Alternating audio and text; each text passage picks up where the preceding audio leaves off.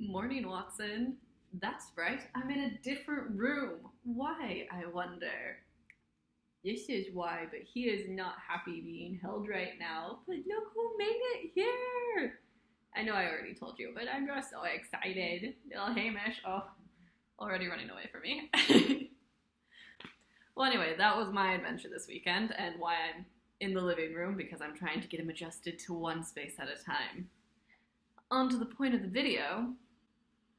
This week is my birth week. Yes, I am finally the immortal age of Taylor Swift, 22. Almost. Let's give me 2 days, I guess. It does give me a great opportunity to try and John Green your existential crisis a little bit, because I do feel not 22. Because like you said, being an adult is scary, and somehow I feel like I haven't really aged since I turned 20.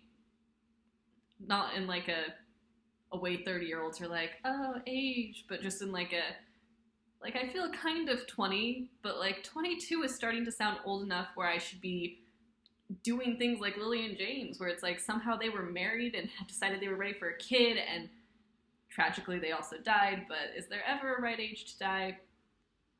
Not 21. So here's my attempt at John Greening this fear of adulting, not so much a fear of age.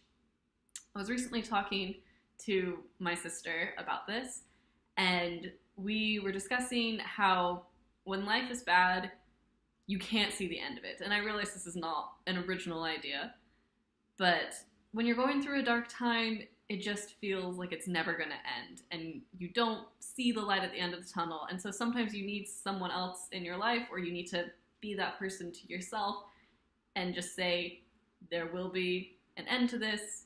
You know, my John Green quote here is, your now is not your forever, right? Which he says to be inspiring, right? You know, like, seems rough now, but that's not your forever.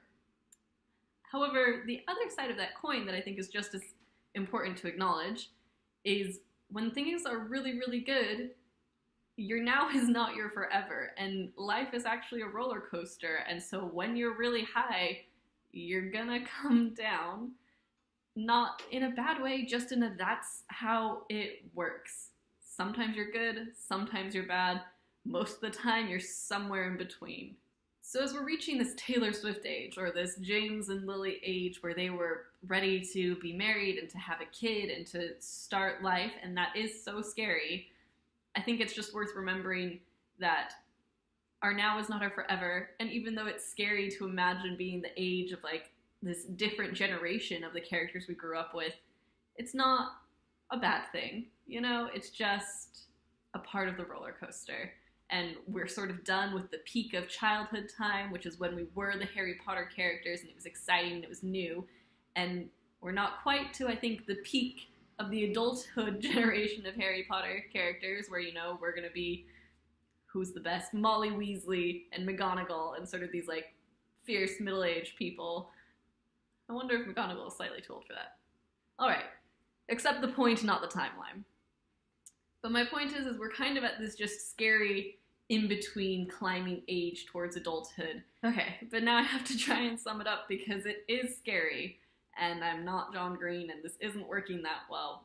And my birthday message to you, and I guess to me, is it's miserable and magical, and that is the time of life that we are at, this Taylor Swift time. Oh yeah. I don't know. I just think that everything is going to be alright. This video didn't go the way I thought it would. I really want to be better at this. Okay, well, have a good weekend. And I would have Hamish say bye, but he is not having it.